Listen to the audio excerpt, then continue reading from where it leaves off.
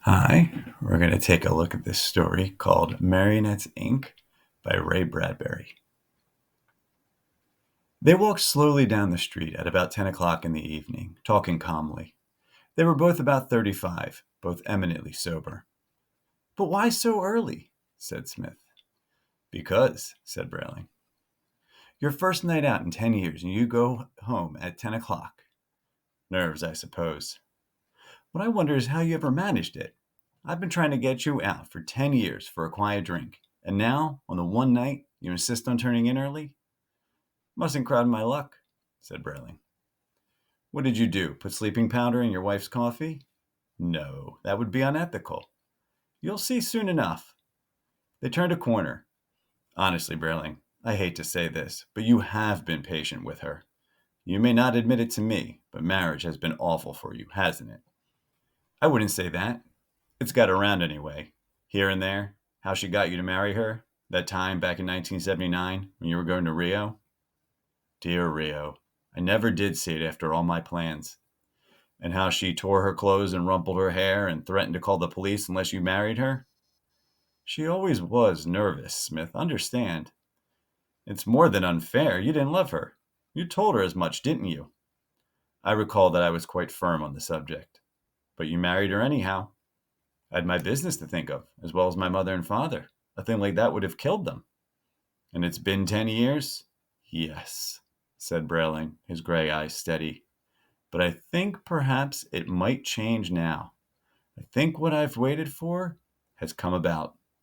Look here. He drew forth a long blue ticket. Why, it's a ticket for Rio on the Thursday rocket. Yes, I'm finally going to make it. But how wonderful. You do deserve it. But won't she object? Cause trouble? Brayling smiled nervously. She won't know I'm gone. I'll be back in a month, and no one the wiser, except you. Smith sighed. Wish I were going with you. Poor Smith. Your marriage hasn't exactly been roses, has it? Not exactly. Married to a woman who overdoes it. I mean, after all, when you've been married 10 years, you don't expect a woman to sit on your lap for 2 hours every evening, call you at work 12 times a day, and talk baby talk. And it seems to me that in the last month, she's gotten worse. I wonder if perhaps she isn't a little simple-minded. Ah, Smith, always the conservative. Well, here's my house. Now, would you like to know my secret? How I made it out this evening? Will you really tell? Look up there, said Brayling. They both stared up through the dark air. In the window above them on the second floor, a shade was raised. A man, about 35 years old, with a touch of gray at either temple, sad gray eyes, and a small thin mustache, looked down at them. Why, that's you, cried Smith. Shh, not so loud. Brayling waved upward. The man in the window gestured significantly and vanished. I must be insane, said Smith. Hold on a moment. They waited. The street door of the apartment opened, and the tall, spare gentleman with the mustache and the grieved eyes came out to meet them. Hello, Brayling, he said. Hello, Brayling, said Brayling. They were identical. Smith stared.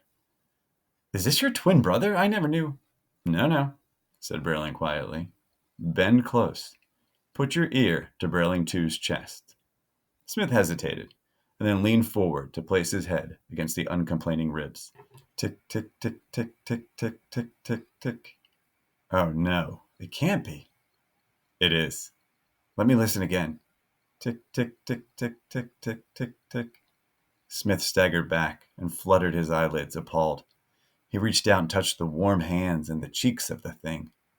Where'd you get him? Isn't he excellently fashioned? Incredible. Where? Give the man your card, Brayling Two. Brayling Two did a magic trick and produced a white card. Marionettes, Inc. Duplicate self or friends. New humanoid plastic 1990 models. Guaranteed against all physical wear. From $7,600 to our $15,000 deluxe model. No, said Smith. Yes, said Brayling. Naturally, said Brayling Two. How long has this gone on? I've had him for a month. I keep them in the cellar in a toolbox. My wife never goes downstairs, and I have the only lock and key to that box. Tonight, I said, I wish to take a walk to buy a cigar. I went down to the cellar and took Brailing 2 out of his box and sent him back up to sit with my wife, while I came on out to see you, Smith. Wonderful. He even smells like you. Bond Street and Melicranus. It may be splitting hairs, but I think it highly ethical. After all, what my wife wants most of all is me. This marionette is me, to the hairiest detail. I've been home all evening. I shall be home with her for the next month. In the meantime, another gentleman will be in Rio after 10 years of waiting. When I return from Rio, Brailing 2 here will go back in his box. Smith thought that over a minute or two. Will he walk around without sustenance for a month? He finally asked. For 6 months, if necessary. And he's built to do everything. Eat, sleep, perspire. Everything natural as natural is. You'll take good care of my wife, won't you, Brailing 2? Your wife is rather nice, said Brailing 2. I've grown rather fond of her. Smith was beginning to tremble. How long has Marionettes, Inc. been in business? Secretly for 2 years. Could I mean, is there a possibility? Smith took his friend's elbow earnestly. Can you tell me where I can get one, a robot, a marionette, for myself? You will give me the address, won't you?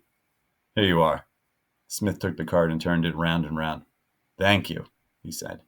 You don't know what this means. Just a little respite. A night or so, once a month even. My wife loves me so much she can't bear to have me gone an hour. I love her dearly, you know, but remember the old poem. Love will fly if held too lightly. Love will die if held too tightly. I just want her to relax her grip a little bit. You're lucky at least that your wife loves you. Hate's my problem. Not so easy. Oh, Nettie loves me madly. It will be my task to make her love me comfortably. Good luck to you, Smith. Do drop around while I'm in Rio. It will seem strange if you suddenly stop calling by to my wife. You're to treat Brailing 2 here just like me. Right. Goodbye, and thank you. Smith went smiling down the street.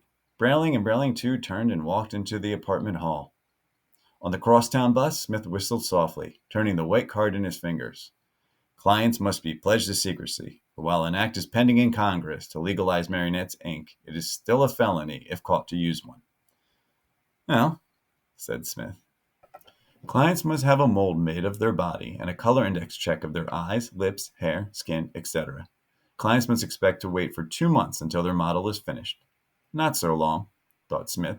2 months from now, my ribs will have a chance to mend from the crushing they've taken. 2 months from now, my hand will heal from being so constantly held. 2 months from now, my bruised underlip will begin to reshape itself. I don't mean to sound ungrateful. He flipped the card over. Marionettes, Inc. is 2 years old and has a fine record of satisfied customers behind it. Our motto is, no strings attached. Address 43 South Wesley Drive. The bus pulled to his stop. He alighted, and while humming up the stairs, he thought, Nettie and I have $15,000 in our joint bank account. I'll just slip $8,000 out as a business venture, you might say. The marionette will probably pay back my money, with interest in many ways. Nettie needn't know. He unlocked the door and in a minute was in the bedroom. There lay Nettie, pale, huge, and piously asleep. Dear Nettie. He was almost overwhelmed with remorse at her innocent face there in the semi-darkness. If you were awake, you would smother me with kisses and coo in my ear. Really, you make me feel like a criminal. You have been such a good, loving wife. Sometimes it is impossible for me to believe you married me instead of that Bud Chapman you once liked. It seems that in the last month, you have loved me more wildly than ever before. Tears came to his eyes. Suddenly he wished to kiss her, confess his love, tear up the card, forget the whole business. But as he moved to do this, his hand ached and his ribs cracked and groaned. He stopped with a pained look in his eyes and turned away. He moved out into the hall and through the dark rooms. Humming, he opened the kidney desk in the library and filched the bank book. Just take $8,000 is all, he said. No more than that. He stopped. Wait a minute. He rechecked the bank book frantically. Hold on here, he cried. $10,000 is missing. He leaped up. There's only $5,000 left. What's she done? What's Nettie done with it? More hats, more clothes, more perfume. Or wait, I know. She bought that little house on the Hudson she's been talking about for months without so much as a by your leave.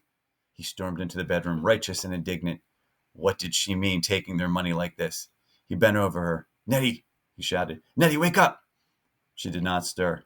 What have you done with my money? He bellowed. She stirred fitfully. The light from the street flushed over her beautiful cheeks. There was something about her. His heart throbbed violently. His tongue dried. He shivered. His knees suddenly turned to water. He collapsed. Nettie, Nettie, he cried, what have you done with my money? And then the horrid thought. And then the terror and the loneliness engulfed him. And then the fever and disillusionment. For without desiring to do so, he bent forward and yet forward again until his fevered ear was resting firmly and irrevocably upon her round pink bosom. Nettie, he cried. Tick, tick, tick, tick, tick, tick, tick, tick, tick.